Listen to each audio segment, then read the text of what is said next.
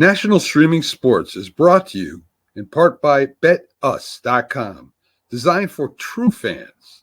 NFL odds, Week 1 and futures, college football odds, including Heisman Trophy favorites and playoff odds, NBA odds of division winners and playoffs, Major League Baseball playoff and World Series odds, the National Hockey League Conference playoffs and Stanley Cup odds, and boxing wagers. Betting opportunities include versus the spreads and outright winners, also during the game. Use our link on our website, nessp.info, the Bet Us Opportunities webpage, for a 125% bonus on your first 3 deposits. Must be 21 years old, and remember, bet responsibly. You're going to call anyone that loves you. You're going to ask them if you can use their card to buy concert tickets because your card's maxed out. Okay. If they say yes, you get the tickets. I can't call my parents because they already think I make bad financial decisions. Well, so I think I'll call one of my friends. Okay. I'm a little nervous. I feel tingly. What's your not answer? Giovanna? Yes. I was on SeatGeek earlier and I saw 2 tickets for Olivia Rodrigo at a really, really, really good price. So Oh my god. I maxed my credit card out by accident last week. Do you think I could use yours to buy the tickets? Oh my god, yes. Did I what? Yeah, you got the tickets. You got the tickets. I just want tickets. We're going to go to the concert together. Giovanna, I'll call you later. Love you. Thanks for picking up. Oh my god. I'm going to see Olivia Rodrigo. Yes, thank you, SeatGeek. Ladies and gentlemen, boys and girls around the world, it's time to experience the O's on the Original Sports Podcast.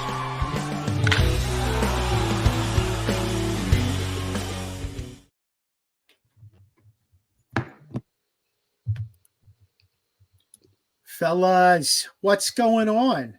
How's everybody doing tonight? Man, just happy to be here. Another day, another day. I'm glad to be here. My Steelers got another win. I'm feeling good. Oh yeah. You can't even imagine how I felt when I woke up this morning knowing that they grabbed that dub. I know it was a tough one. I get it. You went to sleep? I did. Oh, Like but maybe- don't go fast. Don't go fast to sleep. like maybe 4 hours, but not, like I was so hyped. I personally, I didn't feel like they played great defense, No, me neither. but offensively, But look here. I've been talking to some other guys, and I was like, man, I wanted Russ to start from the beginning. Remember, guys, I said I wanted Russ. But Yeah. then once Field started, I said he's got 4 wins. It's hard to, you know what I'm saying? He's got wins. How do you sit him at this point, right? yeah. Now, we've seen Russ for 2 games, and I've been telling fellas, yo, this is definitely a different team. This offense looks significantly different under Russ. Everybody's saying, yeah, Mike, but you have to realize, look who they played, the Jets and the Giants. And I get that. But here's the thing. They're doing what they're supposed to do against. If you think those defenses are weak, with the Jets defense, it's still, their offense has been letting them down. That defense is still nice on the Jets. The Steelers offense is doing what they're supposed to do. The Jets, I guess, were struggling, so the offense came in and did what they were supposed to do.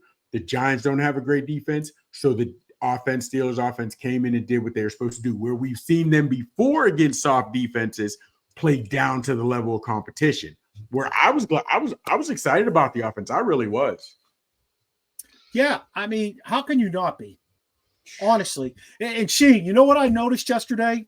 Before we go much further, I noticed that when Najee was getting his carries, he was squaring his shoulders up to the hole and going straight downhill. It's funny you say that. I also seen him do a come in, seated to bounce out, scoot out, and go. Yes. Like, well, okay, now she got his glasses on today. Yeah. But I think what you're saying, Mark, because I noticed that too. But I think he's hearing a lot of the Pittsburgh, the fans rumbling. He has to hear it, how people are liking the way Warren and even Patterson hits the hole faster than he does. And he did. He looked like he got a shot of B12. He was hitting that hole a lot faster. He was. He was. Yeah. I was. How could you not? Where is Cordero?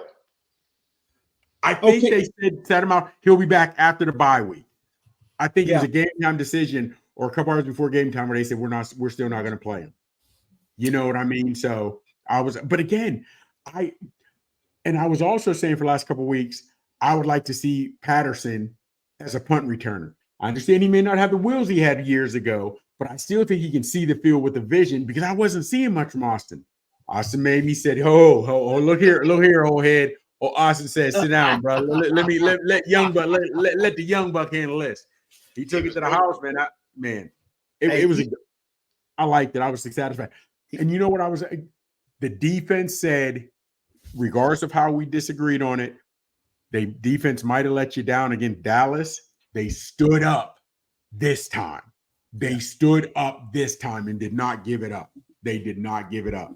So I was geeked about that. Sis, you with us? He is. Yeah, I'm here. What the hell? I just let the chipped up ham roll his mouth. Hey, I think it's a confidence factor. I know. I'm getting ready for Halloween. Don't even need to put a mask on. With Russ behind the wheel, this is, I think, a huge confidence factor. You had 3 guys with over 50 yards. Pickens 2 games in a row now. He's doing fantastic. Pickens is Pro Bowl bound now, fellas. Yeah, Najee, 114 yards on 19 carries, averaging $6 a carry. That's huge. And you got the big guy in there, Washington. He had that 20-yard catch. He had 29 total yards. He's huge. He's spreading the ball around, but you just sense a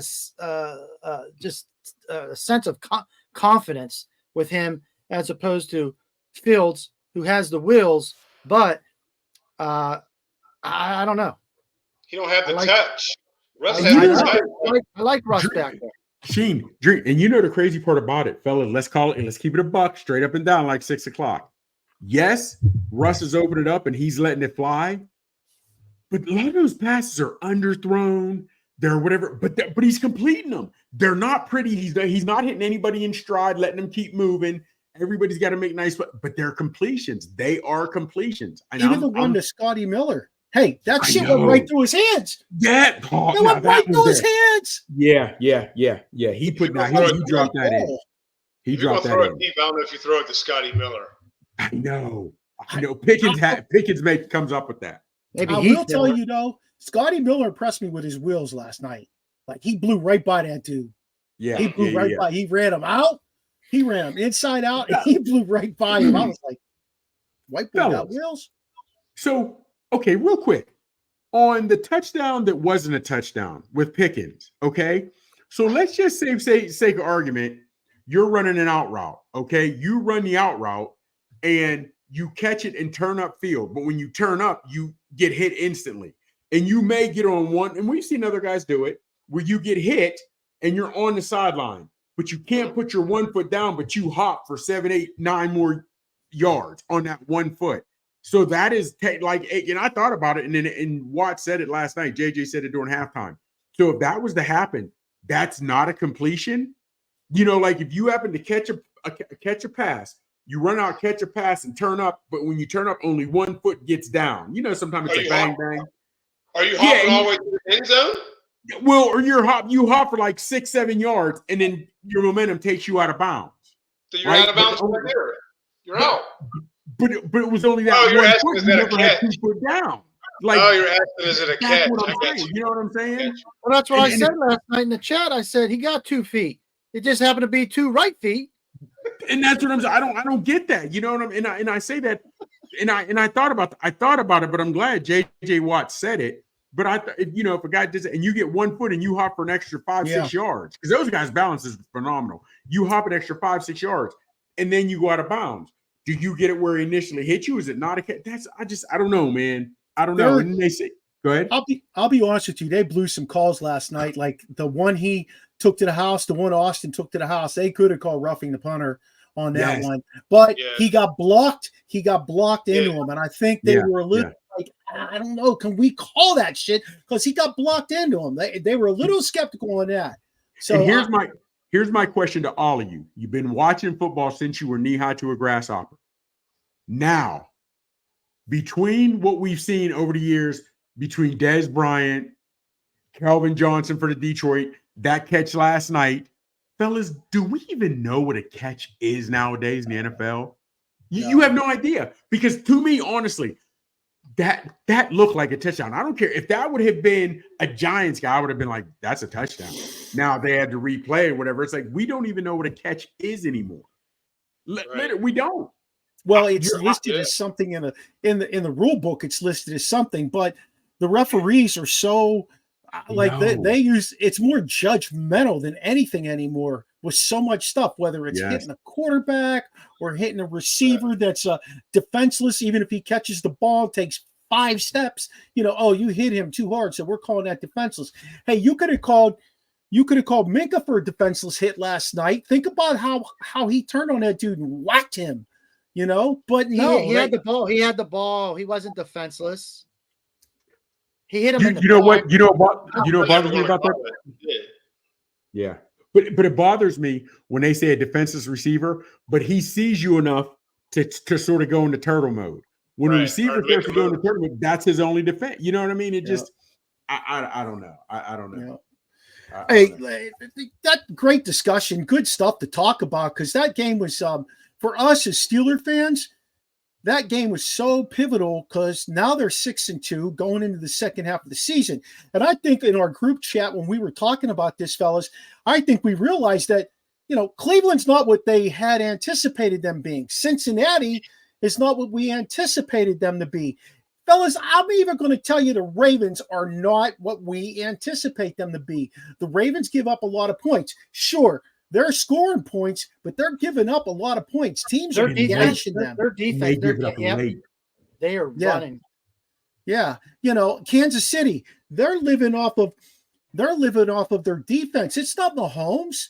I just read an article where it's a fantasy football article. Is it okay to drop Mahomes? What's he 6? He's terrible. He's terrible. And you know what I don't want to. What I'm looking forward to is, yes, the Chiefs keep winning, but it's defense in Indianapolis and in Dallas. We've got great defenses, and we got a great defense in Pittsburgh, and our defense in those games sort of let people down, whatever have you. I don't care who your defense is. It can't be top notch every week. It can't be. It can't be. And this is the year where, yes, on paper, the Chiefs are still the Chiefs. The Eagles are starting to roll. The Ravens do put up points. They haven't put up points against great defense like the Steelers have. Fellas, yes, they as in the Steelers have to bring their A game, but I'm not as worried about the second half of this season as I was 4, 5, 6 weeks ago. Let's put it that way. I just see kinks in the armor in all the teams. I do. Yeah. Including the Steelers, though. But including the Steelers. That here's what I also said today. I was talking, some water cooler talk with Noobs and a couple other people, and I said, I think they had a very vanilla game plan going into this. They sat people that it could probably have played if they really needed them to play, maybe Zach Frazier, maybe Carterell Patterson. They could have played those guys if they really needed them. But I think they put together essentially a pretty vanilla defense and a functioning offense with plays made by Russ that, let's not tip our hand. Let's not tip our hand going forward. It's funny you say that. It's freaking 8. What do they got to tip? Well, it's funny you say that because they ran a play where Hayward started on the line and then he was shuffled back to fullback. Then they ran a play action off it to the tight end. Then they ran that same thing where he shuffled back to fullback. Then they ran it. Then after when they came out of halftime, they ran that same play. Play action to the tight end. I said, man, he's the play action. Russ is the play action prince. They got it. He does it all the time. Back to Mahomes. I think they're winning in spite of him. He's 8 touchdowns, 9 interceptions. Yes, drop him from your fantasy. That's terrible. He's not doing well. Steelers, Chops, you're not worried about their schedule coming out of the bye week. They got division rivals. Hold on. You're right. And here's my thing. They play shitty all the time against these teams. What are the Browns 3-2 3-6 or something, 3-5. But here's the thing. And I don't they know played when's them the twice. last time the Steelers have been swept by the division rivals. They may split or the Steelers will split them, but Steelers don't get swept that often. Okay.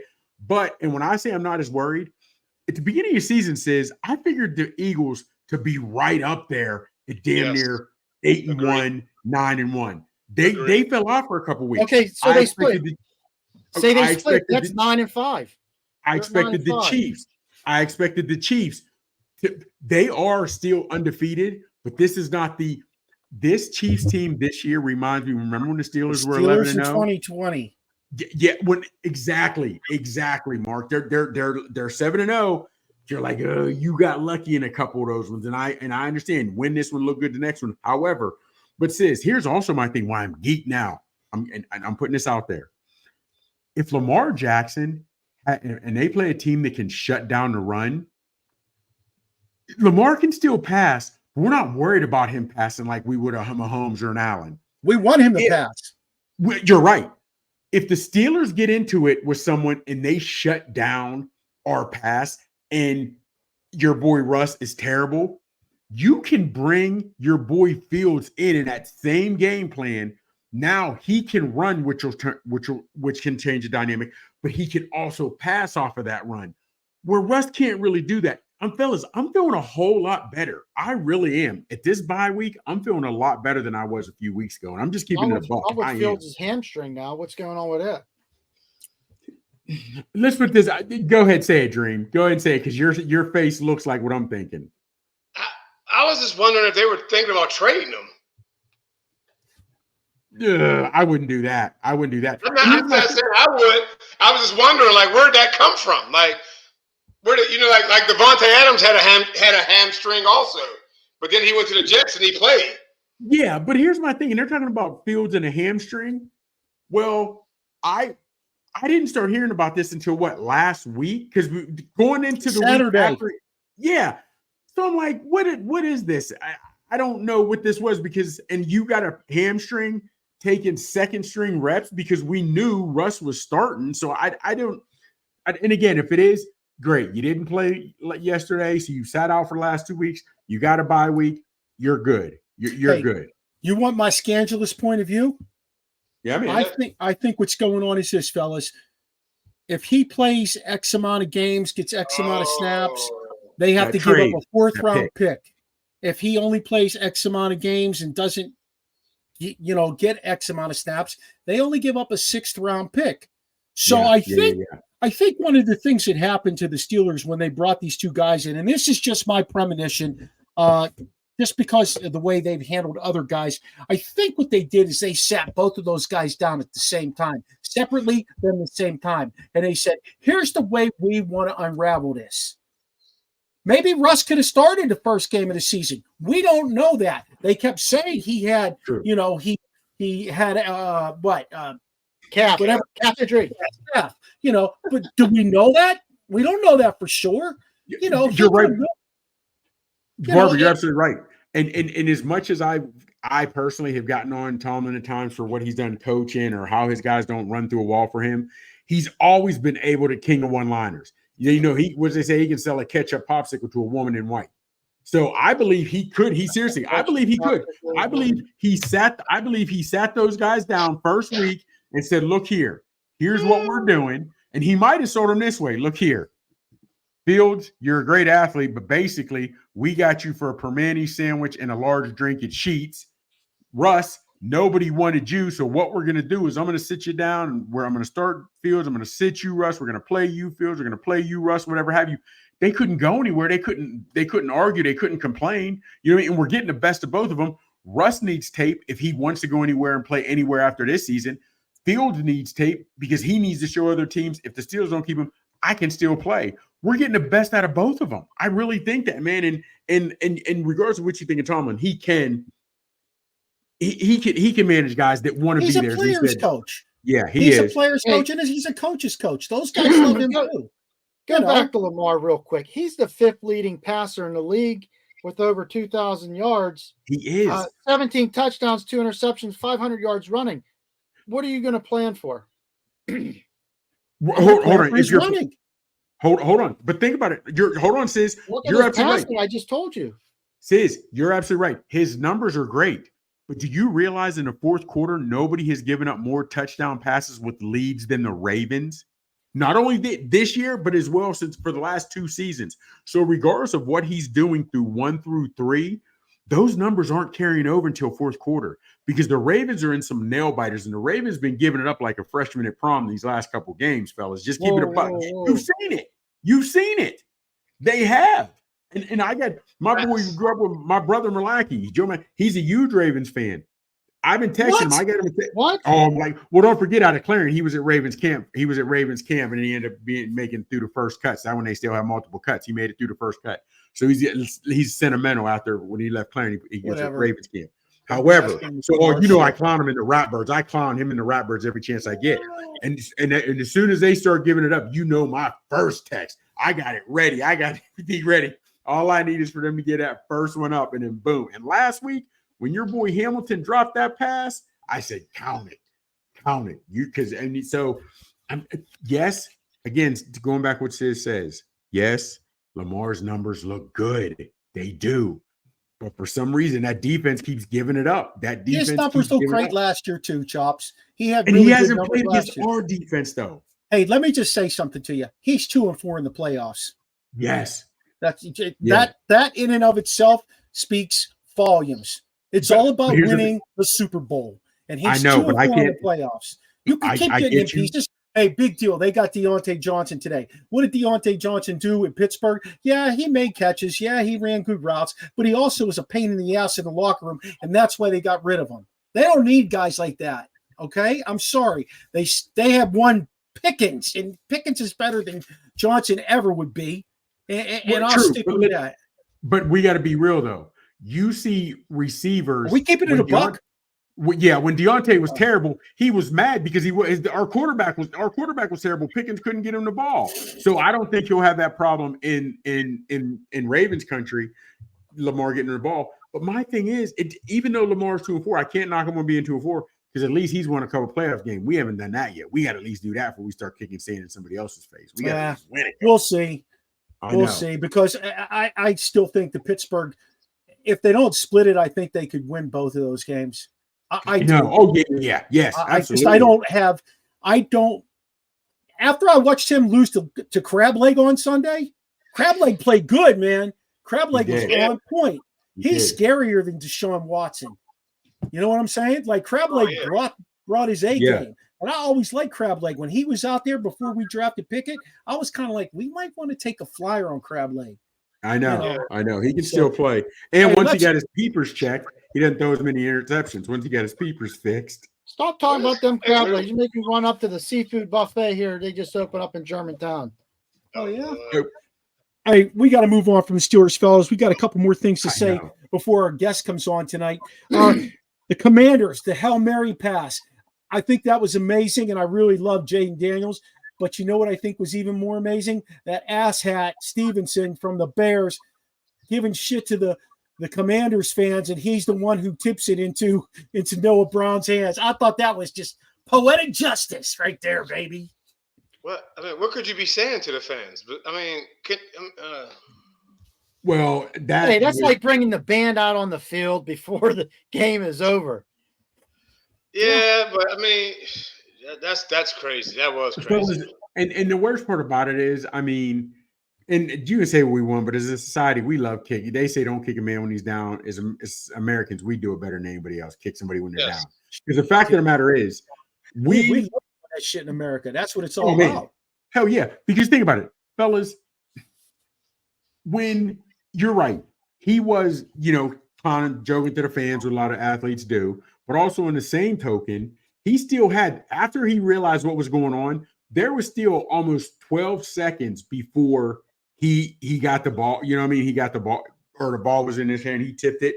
And that was just the luck of the draw that it actually got me, because we've seen other Hail Marys. Hey, I heard a really funny thing today. It took little man Kelvin Austin 12 seconds to return that punt for a touchdown, the same amount of time it took Daniels to get himself opened up to make that throw. And I thought that was pretty funny. Man. Hey, let's talk about the Jets real quick. What a freaking mess that place is. They get the coach fired.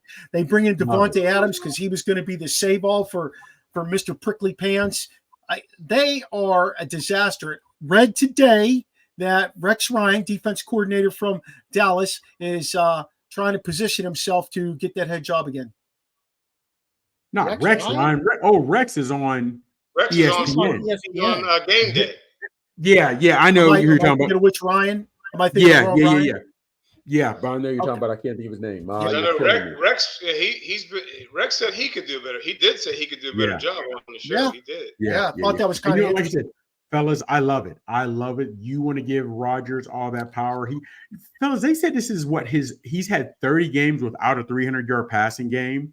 So that means he had a season and a half, even in Green Bay where he did nothing. Yet they put they believed that he was the savior. So I'm glad. I love it. They were showing his passes, and he looks like. Remember when Ben at the end was doing those little? I was just gonna say that.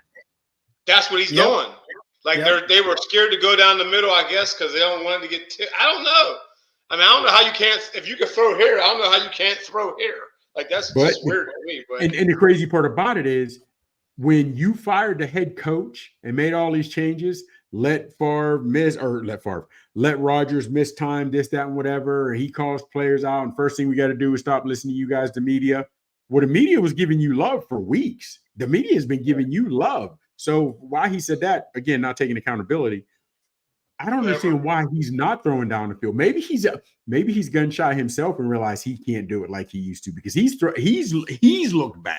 You know what sets Ben apart from Aaron Rodgers? Even in his old years, as he got down to the end, he stayed with the Steelers.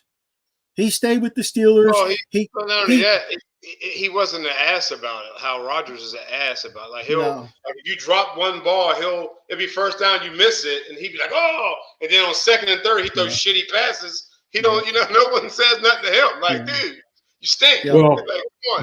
Well, I mean, Ben used to throw a teammate or two under the bus every now and again.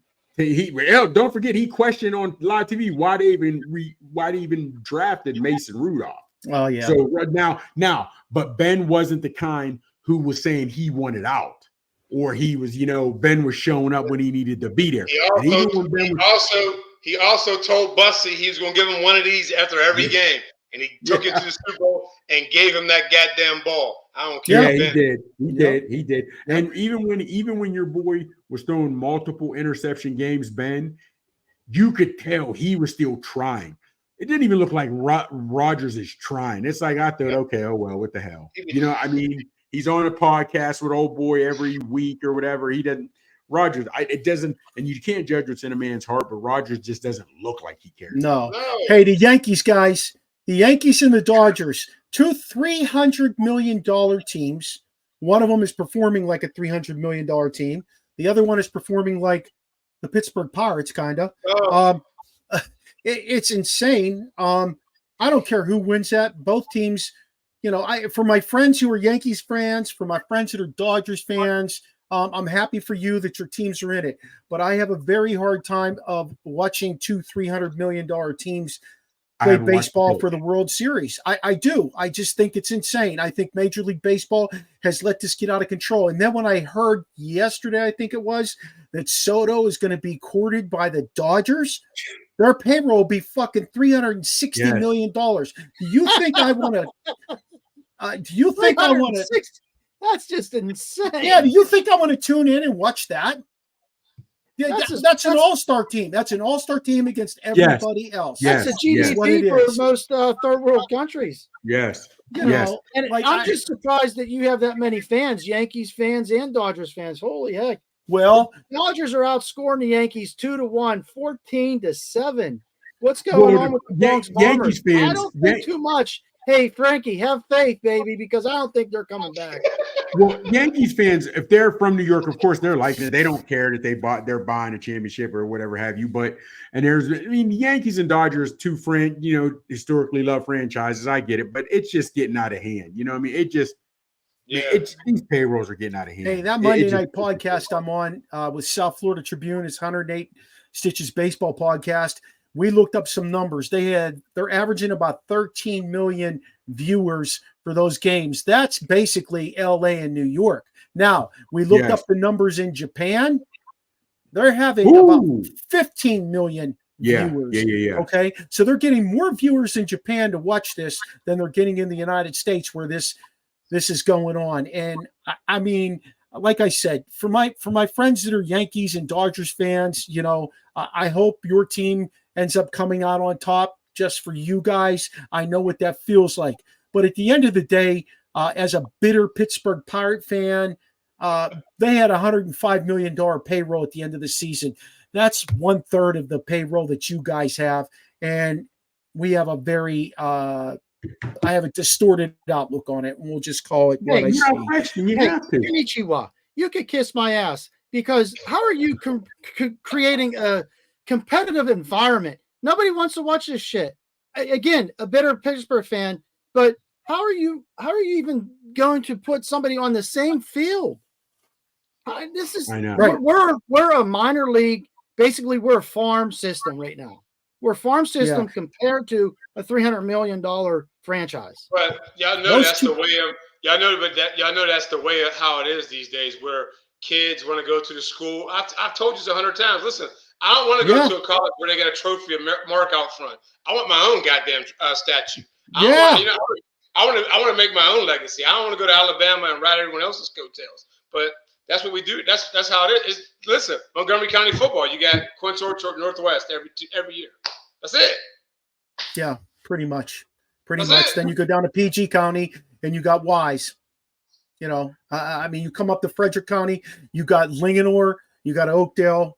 Yeah, you know, maybe Middletown sometimes, maybe Walkersville sometimes. Yeah, kids are going to the best. Kids are transferring and going to the best school. So I mean, that's what it is these days, man. But this is different. This is, you know, NFL has a cap. Why can't the NBA or NFL, whatever the hell, baseball, put a cap on this to say, hey, we want more parity. We want this to be a little bit even playing field. Right. We don't want the same people, same teams buying their rings. No, I don't know. You know, I think the only way, and I know we've kind of touched on this, but I think the only way that shit's ever going to work is if they split it into two leagues, like they do in soccer and European soccer. And if you win your league, you get a shot at moving up to play with the big boys, because there's no way you'll ever see some of these teams that are playing, and so many reasons why, but there's no way you'll ever see a Pittsburgh compete with the Dodgers and the Yankees when it comes to having top-notch talent, signing guys for millions of dollars. And plus, you know, think about this, fellas. They signed Ohtani to a $700 million contract, right? He makes pennies right now. But down the road, when we're dead and gone, he's still going to be cashing in. Yeah. He's still going to be getting that money because they backloaded it. They manipulated the system and backloaded it. So, you know, like I said, I don't wish ill will on those teams, but I don't give a shit who wins it. I really don't. It doesn't, you know, as far as I'm concerned, there needs to be an asterisk beside it in the record books and saying this team had spent $300 million when the average in the league is $150 million. You know, because I think that's what they said the average is in Major League Baseball is about $150, $170 million. You know, oh, big deal. I gotta pay a luxury tax. Oh, wow. If you can have a $300 million payroll, you sure as hell can pay a luxury tax, right? Hey, two more things before our boy comes on from the Dolphins, hopefully. Penn State and Ohio State this weekend, and then Pitt and SMU. Two huge games for us as former Pittsburghers. Penn State, can they beat them in Ohio? Can Penn State beat Ohio State at Penn State? You know, there's a whiteout coming, right? I think this year, yes. Interesting. What makes them different this year, Sheen? I think Ohio State is down. I watched them play this past week, and they just weren't the same. Ohio State. I think it was who they played. Who did they play? It wasn't someone good. It was Nebraska. They played Nebraska. Oh yeah. It wasn't the same Ohio State. I was sitting there watching. And I said to my dad, I said, this might be the year Penn State can get over the hump. Well, I want to say that, but over the years when I thought Penn State had a chance to do it, Penn State would end up beating themselves. And when I say beating that, missing a tackle, and that's what I'm worried about. And again, I don't have the dislike for him as Barber does, but I'm not sold on Franklin.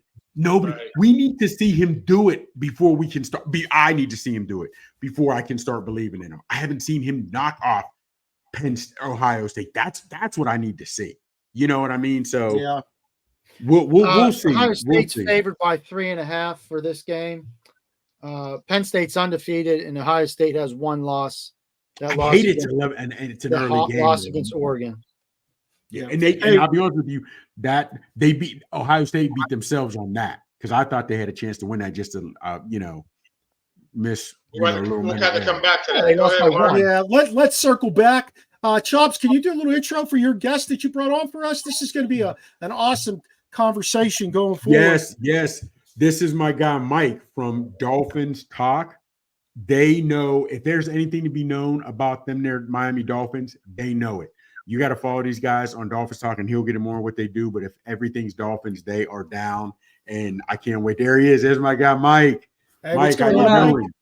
How are you guys doing? I'm doing fantastic. I am doing fantastic. My throat's a little scratchy tonight, but I'm going to play through it. I'm going to play with some pain. I'm going to play through it for you guys, and I'll come through. So ask me anything you want when it comes to the Dolphins. I know. Real quick, I heard earlier today, I saw you were on your 2 to 5. You're letting your buddy know your voice is a little scratchy. It was going out on you. Dang airplane, because I was in an airplane over the weekend, and that little fan above the seat kept blowing on me, which I should have turned it off, but I fell asleep. Next thing I woke up, my throat's a little sore. What are you going to do? All right, we'll get to the meat and potatoes of it, Mike. We won't keep you long. Real quick. Yeah. Season off to a little slow start with 2 and 5, but you've also dealt with some injuries, now. I want you, if you can talk a little bit about yesterday's loss, because as I was listening today, there wasn't one person you can put it on, but what happened the way they lost yesterday, is that pretty much encapsulate the season where there's a little bit of blame to go around? What's your take after 7 games in? Yeah, it's not just one thing. It's like a million little things. They this roster was built wrong in the offseason.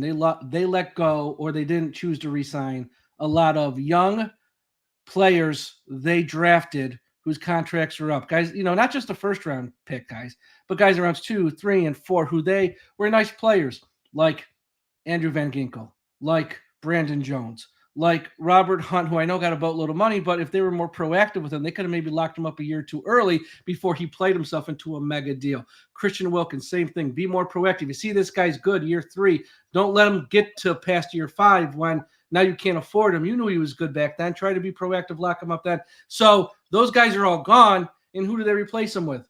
A bunch of old men who aren't very good anymore past their prime. Jordan Poyer at safety, was a good player for the Bills. He's been really bad with the Dolphins this year.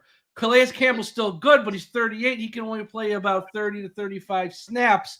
So a lot of it is injuries. It's not so much the injuries. It's how the roster was built in the offseason. And then, of course, not having a legitimate number 2 quarterback killed this team. Because, yes, Tua was he played every game last year. But last year's the outlier, because you look at every year, even heading back to Alabama, there's been injuries. He's missed games. And to not have a competent number 2 quarterback crippled this team, because games versus the Colts, they should have won. Home versus the Titans, they should have won. Even when they went to Seattle, they should have won, but they didn't have a quarterback who's any good. And, the Tyler Huntley, Skylar Thompsons of the world, you can't win even against the bad teams. So then he comes back to plays well this week, but when you're 2 and 4, you have no margin for error. And he plays good, not great, versus Arizona. But when you have mistakes on everywhere else on the team and you lose, well, your margin for error is gone. That's how you get to 2 and 5. And any chance of the playoffs is probably out the window. I got you. Interesting. Hey, Mike. Hey, when we talk injuries to the Dolphins, of course, Tua is front and center. Was retirement something you think he ever considered while he was out? No. He does not want to retire. And even if he did, he will never admit it, because he has an army of agents. Who knows? If he even mentions that to the press at any time, then when the time comes to move on from him, there's going to be a fight over how much money he is owed, how much money he is due with that contract, which has a lot of out clauses over the next 3 to 5 years. There's like March 14th of this year, he is due $54 million more, fully guaranteed. If the Dolphins want to move on from him, yes, they're still going to have to eat a large chunk of money, but they could rip the Band-Aid off rather quickly here and not have to pay him $54 million. So if he starts talking about retirement, head injuries, what do you think the Miami Dolphins and their team of lawyers are going to do? Well, we would pay him, but he said he wanted to quit. So then it becomes illegal. So he is never, even if he wanted to, he'll never admit it, but he don't want to. He wants to play, and he feels he's been railroaded. Like a lot of people have these types of injuries. Why am I the only one who gets all the attention? Which I say, in my opinion, because yours are different. Yes, a lot of players do have concussions. How many players are in that fencing type of position on the field where they're holding, their arm locks up their finger? Yeah. It's different. It just is. So he is going to be under the microscope and get more attention, but he was never going to retire, and he's not going to retire probably. He might not play his whole time in the league in Miami, but for now he's their quarterback, and we'll see how the rest of the season goes. Even if this season is going to go sideways, which I think it will. They are 2-5. The next 2 games are at the Bills, at the Rams. Once they're 2-6, 2-7, which I think they will be, honestly. You got to keep playing him because you got to know if he can take a hit, because if he can't, at some point, just from a football perspective, the team has to make a call of what's best for the team, for the fans, for the other players on team, because let's see if he can take a hit. I don't know if he can. I mean, obviously, you don't want your guy to get hit ever at that position, but we know that's impossible and he will get hit. So can he take a hit or two and bounce up, or is it now every time he gets somewhat of a big hit, which even these last 2 concussions weren't even big hits, is it going to be this type of an issue? So they got to know. And I think that's why no matter how bad it gets, you keep throwing them out there because they got to find out. Mike, you a Paisan? You a Paisan? Yes, I am. Okay. Hey, Paisan, what's the feeling of the fan base down there, though, about this? Do they want somebody else in there, or do they want They're mad as hell. Huh? When it comes to the quarterback, most of the fans they have supported this. I've never seen nothing like it. They support this kid through thick and thin. They put him on a pedestal where he can do no wrong. They love him. Now, the fans, where they're pissed, is this general manager and the head coach right now. The general manager has been employed by the Dolphins for 25 years. He hasn't been the general manager the whole time. He's only been the general manager since 2016, and they are fed up with him. They are fed up with him that he can't be gone soon enough because he actually built this mess. The head coach, who everyone loved up until this year, the bloom is off that rose too. Nobody wants to hear the funny jokes anymore. No one wants to hear, they just want to win. And with him, he's gotten worse from year 1 to year 2 to year 3. But with the quarterback, they still love this quarterback. But I do think with this last injury, some of his support is dwindled. And I think one more injury like that, I think even the diehard fans he has will be like, I love you, but it's time to move on. And I think that's where most of the fan base is with him. But they still believe in him. Do you think they'll shop for a guy who has his same skill set? Because they're going to need that if they're going to keep McDaniel, because he ain't changing his offense. That's for damn sure. No, you're 100% right. They should. I don't know if they will, because their answer for a competent number 2 was Mike White and Skylar Thompson. And I know Mike White had like a moment with the Jets, but Mike White was never good with the Jets. He just wasn't Zach Wilson. And anyone who's not Zach Wilson, they loved. But Mike White was never any good. And he was so bad this August in camp that Skylar Thompson was really not any good either. He made Skylar Thompson look like Joe Montana. So they're like, well, Mike White's got to go, and let's play Skylar Thompson. But then when he had to actually play Thompson in like a real game, he looked like Skylar Thompson. But, if I can see that from this office, and if people who go every day to practice who write for like the Miami Herald, Sun Sentinel, if they can see that, and the people in the position of powers don't see that, well, that's where the problem lies. Like, how could you not see this every day? This guy was bad in practice every day. He was bad in the they both were bad in the preseason games. And you thought that was a competent answer to a quarterback who, outside of 1 year, which was last year, is injured and misses games often. There's whispers that they're going to dangle a big size carrot out in front of Justin Fields because he has basically that same skill set as Tua. Maybe not as accurate as Tua, but about the same skill set, and he runs a little better than Tua. Are you hearing any of those whispers? I haven't heard that one, but I don't know why Pittsburgh would want to move on from him. I don't know how many more. He's a free agent after this year. Oh, he is? Him and Russ are not under contract after this year. They didn't pick up his 5th year, and Russ has a 1-year deal. Well, yeah, I mean, I haven't heard that. I think if Miami does something at quarterback, it's going to be in the draft. I think the kid from LSU, Nussmeier, if I said that right, is a perfect fit for a Mike McDaniel offense. He actually is. Now, you might be able to get him maybe around 2 even. I don't know. We all know those guys get pushed up the board. So probably. But if they're anywhere near the top 10 when it's all said and done in this draft, which I think they will be, then I think you got to make a move to get someone near the top 10 because you don't plan on being in or near the top 10 often. So I think that's where you do make a move. And because with his contract, again, as I said, with his contract, there's outs they can get out of along the way. And I think you want to have you want someone on the roster for that oh crap moment if it happens again, and someone who can also be a competent number 2, but who also might be your future as a number 1 for if or when this happens again. You can just say, okay, we don't have to scramble to find our quarterback of the future. We got a guy already here. Throw him in that spot. It's a unique situation. Not a lot of teams are in this situation, but that's the situation they're in. And I think really the rest of the way is not about making the playoffs. It's because it's impossible 2-5. It's about seeing if he can take a hit, how well he plays, if he can continue to play well, and because that's going to go a long way into answering questions they're going to have to answer in the offseason of who stays, who goes, do we move forward with him? Are we going to give him that $54 million March 14th and all that stuff? You know, the Dolphins are holding their damn breath. They think that they need to prove if he can take a hit. He can take a hit right to the grave. He can take a hit right to the grave, my man. But the Dolphins talking about sitting at 2-5. A lot of teams making moves right about now, trying to figure out, do we make a push, one last try, attempt for this thing, or we just start shopping some of these guys around like Mostert, Holland, Hill. Where'd he go? He's there. Damn. Oh, okay. Someone clicking things. Do any of these guys stay? They traded? What's going on with them? I'd be very surprised if they buy anybody just because of their salary cap situation heading into next year. Right now, they're projected a bunch over. Obviously, there's a lot of small moves they could make to get under easily. But to buy, I don't think they want to add. And plus, right now, they have 10 picks in the 2025 draft, which is a nice place to be at. I think you would only want to add more to that. I think because you have to remember, when Mike McDaniel got here, they traded a bunch of picks for Tyreek. They traded a bunch of picks for Chubb, and then they traded a 3rd-round pick for Ramsey. Then they got the punishment with the tampering for Sean Payton and Tom Brady, so they lost picks in rounds 1, 2, and 4. I think they're 1, 2, and 3 over the course of a few drafts. They haven't had a lot of early-round picks in recent years. This year was their first pick in round 1 in like 3 years.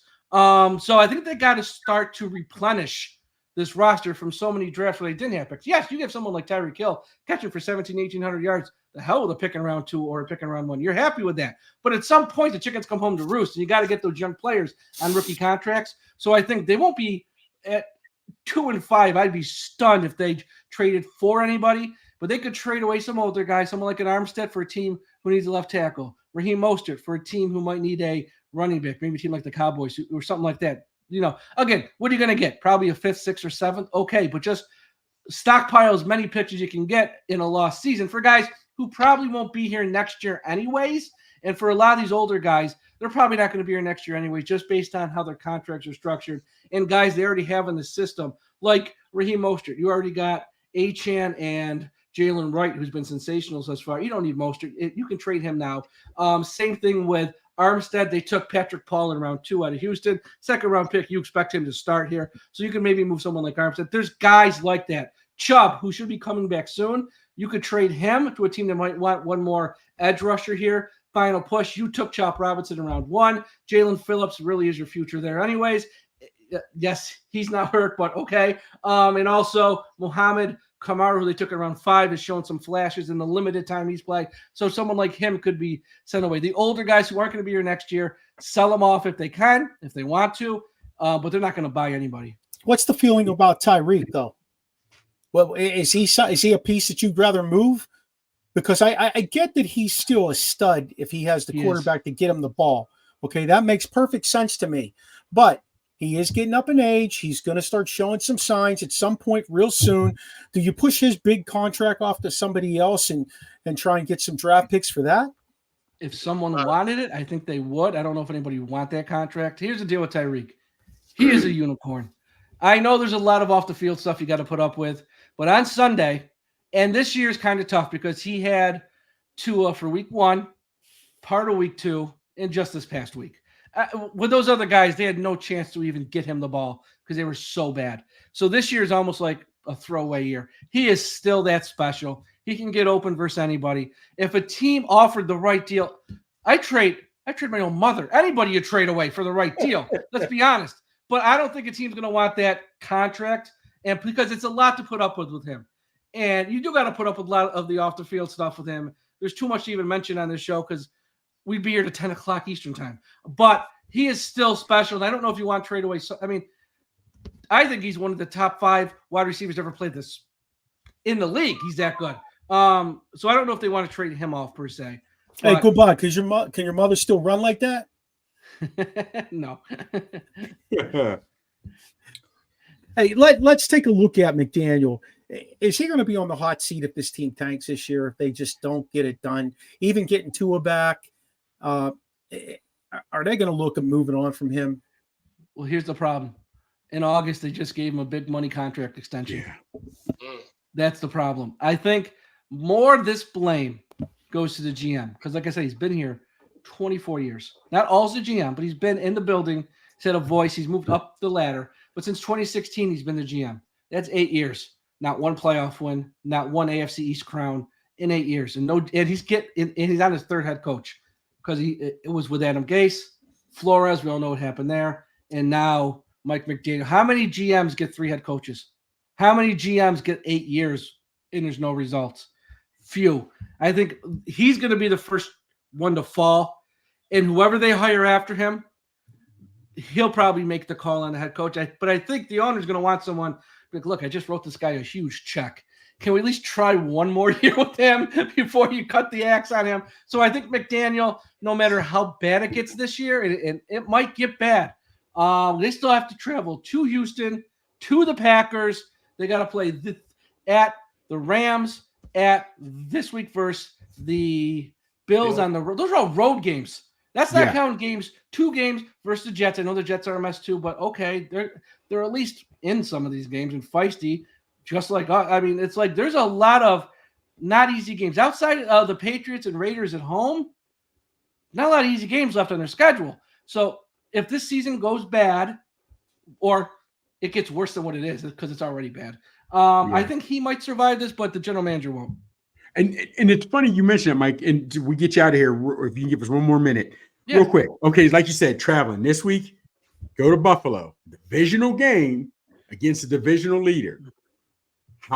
Being honest, how you feeling about the game? What are Dolphins' keys of victory to get to walk out of there with a win? Keys of victory. Pray. We have lost 14 of 16 to the Bills. Think about this. We have lost 14 of 16 to the Bills in the last 16 matchups. That is, they have our number. Wow. They just have our number. And this year, Josh Allen's got 14 touchdowns, 1 interception. And we have a mess on offense and defense and special teams. I don't think we're going to break this streak or be in the mix where we finally get a win against them this year of all years. So I think their continued success against the Miami Dolphins will continue this week with quite ease. And after this week, they will think about this if you're the Bills in the AFC East. And the first week of November, because that game's on November 2nd, whatever it is, they're going to have a 5.5 game lead over everyone else in the AFC East. They've pretty much locked up a first-round home playoff game. They've locked up the AFC East. If there's someone, yes, you want to be the 1 seed and all that stuff, great. Go, and they can easily get that. But they have essentially locked up a home playoff game Halloween week. Has that ever been done before in the NFL? No. Wow. No, and you know what? That's a team that lost all their receivers. And they still found a way. They overcame. No excuses. They got around it. Smart coaching. And I still think they should make a move for wide receiver. Well, they did with Amari Cooper. They got Cooper 2 weeks ago. Yeah, they did. So, they have been the model of success. I know they haven't gotten to the Super Bowl. They haven't gotten things that they want to achieve. but compared to where we are as Dolphins fans, they're light years in front of us. We're not even in the same stratosphere as them. God rest his soul. Mercury Morris is probably turning over his grave right now after all this. Oh man, I'm sure he is. Mike, Hey, Marino, relax. It's okay. Man, Mike, we cannot thank you enough for spending this time. Real quick, you tell us what Dolphins Talk got going on. Just tell us real quick about Dolphins Talk, quick 30 seconds or. Yeah, we cover the Miami Dolphins year-round, whether it's in season, we cover the draft and other moves in the offseason. And with the Dolphins, whether it's a wide receiver week 1 who's being arrested or whether it's a coach who's getting in trouble in the offseason, we always got something to talk about with the Dolphins. It's never boring. You might think, what is there to talk about in May? Trust me, they'll do something to have us be talking about them in May and June. So if you want to know anything about the Miami Dolphins year-round, we got them covered, win, lose, no matter what, at dolphinstalk.com. Mike, we appreciate you being with us. You take care, Paisan. Thank you. You too. All right, have a good one, guys. You too. That was good stuff, fellas. I can't believe how the fans really circle around Tua that much. That's kind of interesting to me, although he is a pretty good character. Everything you hear about him. But the other thing I can't believe is his family's good with it. Like I don't know. Like he got little kids at home, man. Is he even 30? He's not even 30 years old.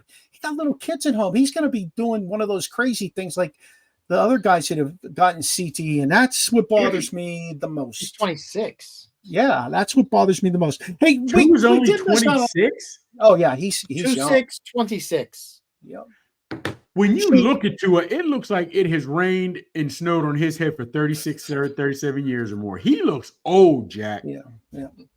He don't got that typical Hawaiian. No. Jeez. Hey, we missed like 2 somebody's things. uncle. We missed a couple of things when Mike came in. I wanted to finish up. I will call him a couple quick shots. Pitt plays SMU this week. Pitt's 7-0. Man, it's been Sheen. How long's it been since Pitt's been 7-0? It's the 80s, right? 82. Yeah, 82. I was still in high school, bro. I was still in high school. Hell to Pitt. I think we lost to SMU in the Cotton Bowl, 7-3. Sheen, I love that fact you dropped on me about how much money SMU has coming in. Now, keep in mind, SMU is a Dallas school, and it is a private school. It's a Methodist school. Yeah. But Sheen, drop that nugget on everybody. They need to hear this. Close to, I think they raised 159 in like a couple months, and it's down there up to almost 200 million. $200 million for NIL, fellas. SMU. Well, hold on, Mark. Don't forget how with the Pony Express, that used to be a powerhouse before they got. Oh yeah, I remember that. That kind of goes back to the Dodgers and Yankees. Like you have NIL in areas where there's oil. Like money's crazy. Yep. You know what I mean? Yep. Yeah. Hey, Pitt, I think it still bothers me with Pitt though. Pitt is a prestigious university, has some big known boosters. Their NIL money should be bigger. Their money should be bigger. I just think it should be that bigger. university hospital alone that pumps out all those doctors and stuff, they should be able to be pumping some money back into the NIL. UPMC, yeah, fellas. We'll see with the new athletic director. They're pumping it at the south side. I like him so much better than Heather Light, to tell you the truth. I like Pitt though in this game. Sheen and I were talking. We both like Pitt in this game. I just think that they're going to go down to SMU and play a hell of a brand of ball. They brought it to Syracuse. That was amazing to watch. I was so excited. You'd have thought I was cheering for the Steelers in the Super Bowl. You know, I'm really looking forward to that game. The last one I want to talk about, fellas, and then we're going to wrap the show up. We're going to do this in about 30 seconds. Anthony Richardson, he tapped out Sunday. Hold on. What starting NFL quarterback taps out? Fellas, real quick, 10 seconds. You guys keep getting mad. I'm telling you, we're seeing these younger athletes do stupid shit all the time, and nobody's holding them accountable. Pickens got called out for it, but we see some of these young DBs not going, trying to make contact. We see some of these young DBs running half-ass routes. We see these DBs or whatever just not giving effort. And the fact that he felt that he could say, I'm tired, let you know, Mark, what we're dealing with.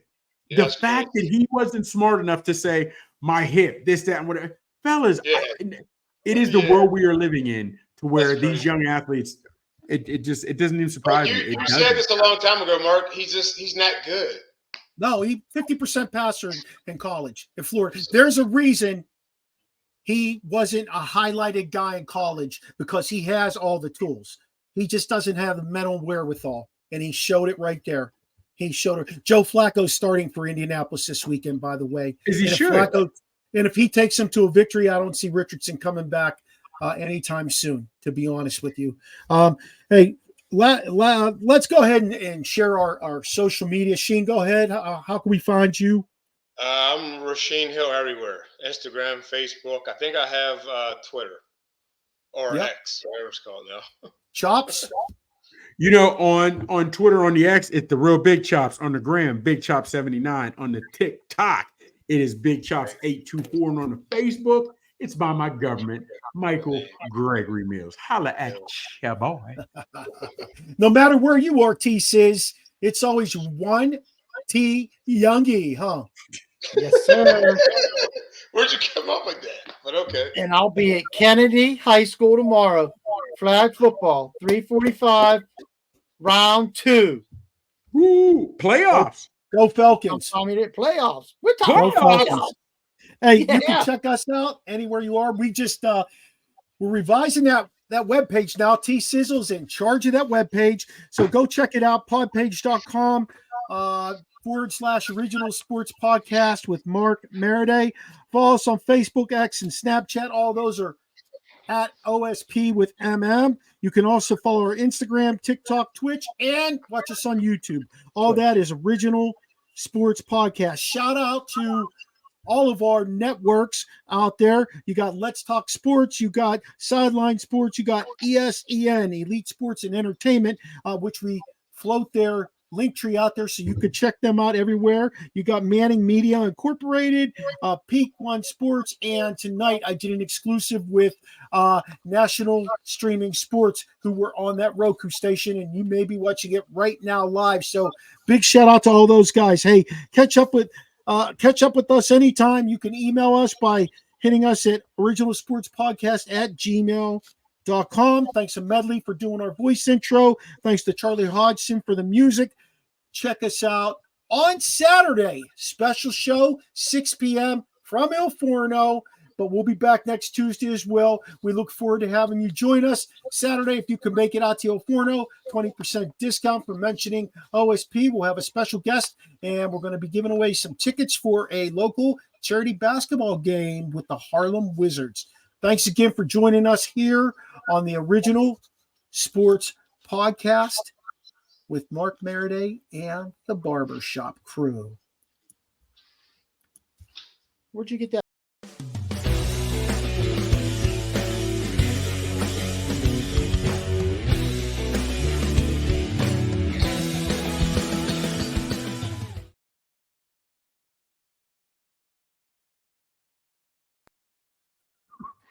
Run, boys. You Good know show. what?